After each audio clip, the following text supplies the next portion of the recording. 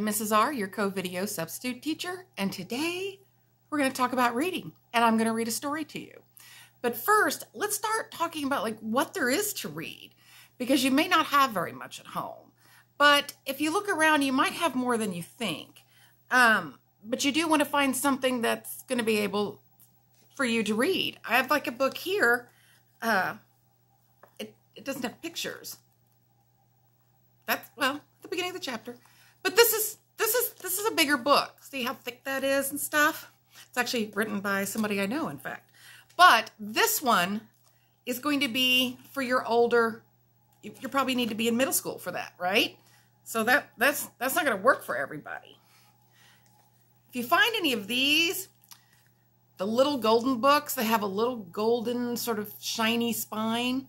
My earrings are kind of like that too. They're like a little book, and they have like a little golden bit on the side. Can't really read those though.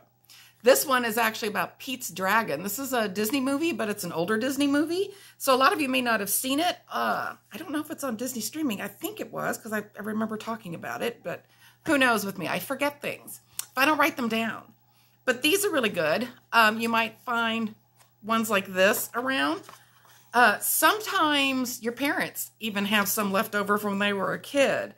Like this one is a whole collection of little golden books. It's got a bunch of them in there. It says 48 stories. 48 stories are in this one. I'm going to read one out of it in a second.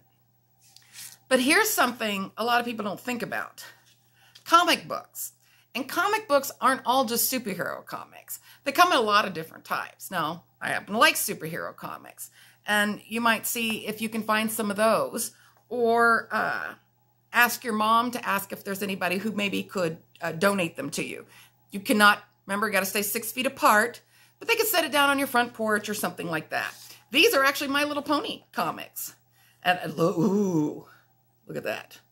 That's clearly a good issue. Like, oh, bad guy coming. Bad guy here. I don't think I've read those. But oh, that looks good, right? That's some pretty good stuff. Now, comic books have pictures. But the writing can be tiny. And they often use a lot of big words. So the funny thing is you look at this and you're like, well, this is clearly for little kids. And yet sometimes you'll need help with those words. You just ask if you have an older brother or sister or mom or dad. This one is on knights, which is something I think is super cool. But this isn't a storybook, but you could still read it. This one actually tells you things. It says we have a table of contents here that's going to tell us about the different areas of the book. What were knights? Chainmail and shields. I know what a shield is. Plate armor, chainmail and plate armor, different kinds of armor they wear. Talks about weapons. How to become a knight, tournaments. That's it was like a sport. So imagine like the Super Bowl only for knights. So, and it has pictures in it and stuff, but it gives me information. It's not telling me a story like Pete's has a nice little story with a beginning and a middle and an end. This has information that's laid out in my table of contents at the beginning. So you can kind of look through the early parts of a book, the beginning, if they have table of contents, you can see if it's going to be chapters in a story or if it's going to be more information. But any of this is stuff you can read. But it's always more fun to have somebody read to you, isn't it? That's nice. Did it ever occur to you that you like being read to, but so do other people? If you read to them, it's even more helpful. You can read to a brother or a sister or your mom or dad, somebody else in the house. But the truth is, practicing reading aloud is actually helpful to you. It actually helps you learn. So reading aloud is really great. And you're like, yeah, nobody has the time for me at home. I don't have a dog or a cat that will sit still and let me read to it. So let me tell you what's going to sit very, very still. A rock. Now, I painted a face on this rock. Now, if you're saying I don't have any paints, that's okay. You can use crayons or stickers. I had little stickers. I made this one like a creature, so it has 2 little eyes. So you can actually get some crayons, see if you can find a rock somewhere in your yard, and see if you can decorate a rock. This rock can listen to me. See, it looks at me, so It's right there. Now, right now you're thinking, oh my gosh, she's gone so crazy. She thinks rocks can hear. No, I don't think rocks can hear, but it does help me to think that I'm reading to someone. So I can read to my imaginary rock creature. Now, I'm on a video, so I know I'm reading to you. But these I can take anywhere. They're small. I can have it in my room. These pets do not cause messes. They never chew my toys up. So it's an idea. But let's get to our story. And so, rocks, you ready for this? You guys ready for this? It is called The Seven Sneezes. Now, you can guess right now where I chose this story. We talked before about how to safely sneeze, right? Like this, or down our shirt, something like that. This guy does not safely sneeze, and it causes problems. Now, this is an imagination story. It's not about real things. So there's real creatures in it, like there's a bunny and kitties. Those exist in real life. But in this imagination story, they talk. And this guy sneezes, don't get people sick. They cause a completely different kind of problem. Let's see. There once was a bunny, a kitten, and a dog who lived together in a backyard.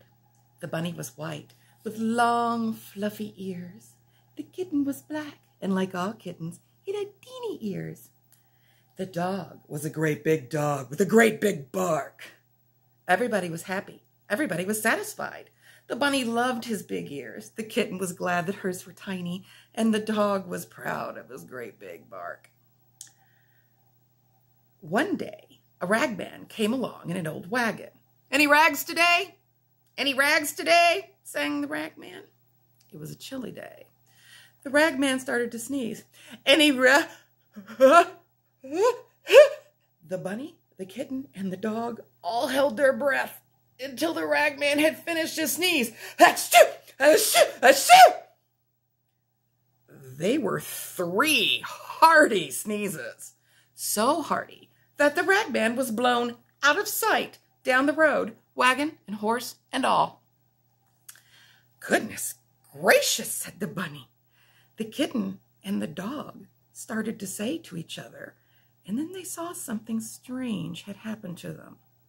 The white bunny and the kitten's teeny black ears.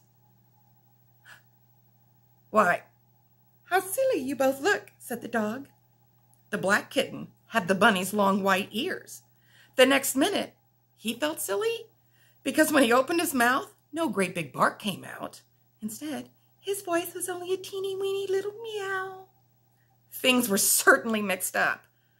The bunny felt his short, teeny ears. He squeaked.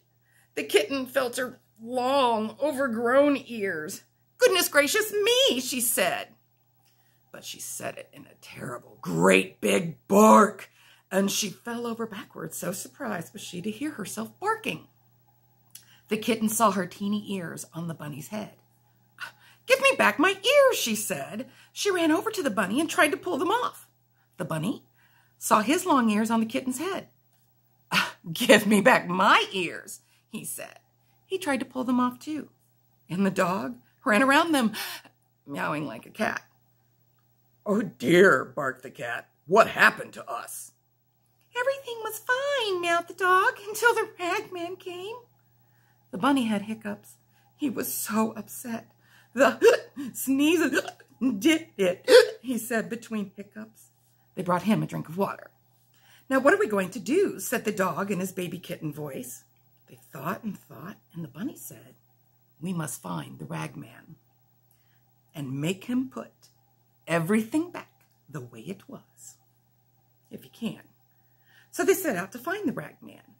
Soon they made a goose without any feathers. She was carrying all her feathers in a little basket. "Pardon us," said the bunny, the cat, and the dog, "but did you see a ragman go by this way?" "Can't you see that I did?" asked the goose, angrily stamping her foot. "He sneezed off all my feathers, and I'm going to find him and make him put them back on again, if he can." So they all went along together. Pretty soon they met a rooster carrying his comb. That's the top part of a rooster's head normally. It has like this part that sticks up, and they call it a comb.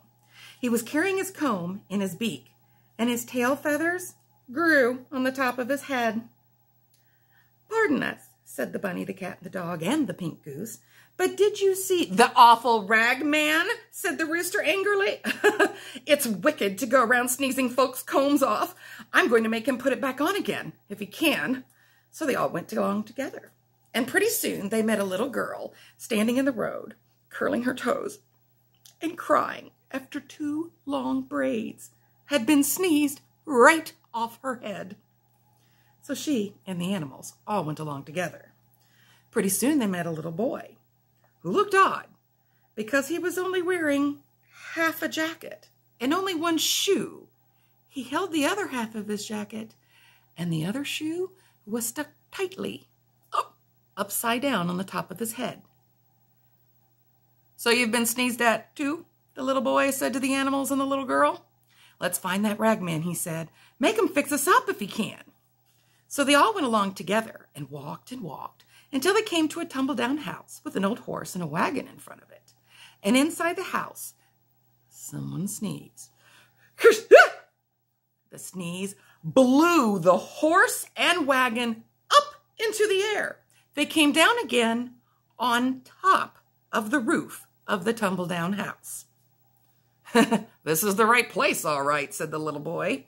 So the funny animals and the odd little boy and the girl ran into the ragman's house and crowded around him. "What will my mother say when I tell her I've lost my pigtails?" cried the little girl.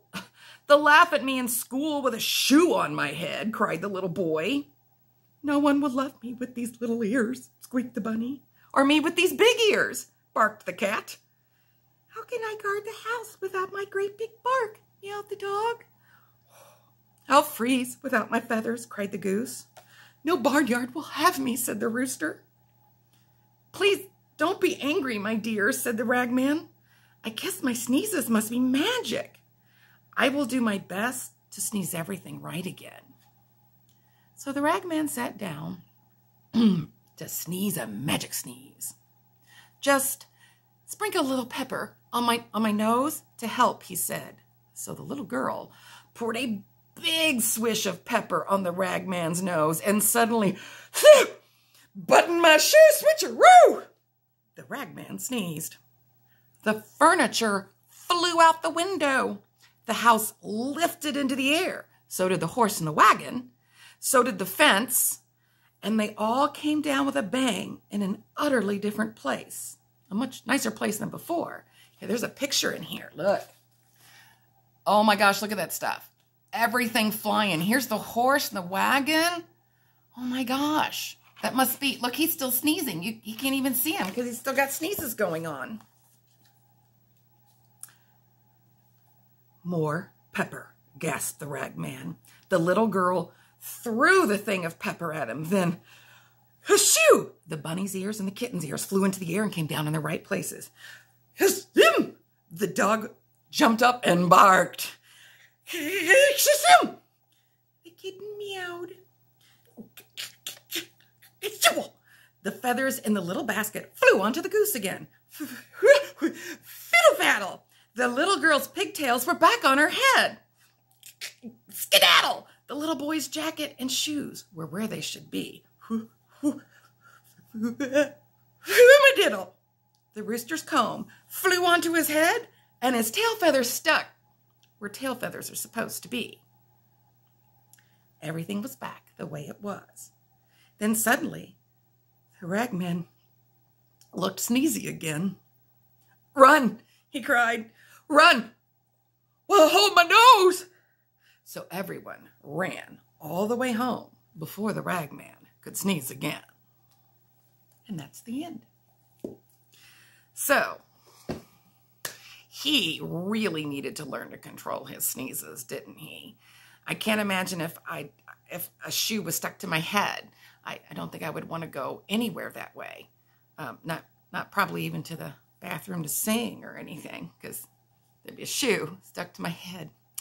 So remember, sneeze into the arm, sneeze down your shirt, and for heaven's sake, do not sneeze people's ears off, right? Right? Cover those sneezes. I'll see you again later. Bye.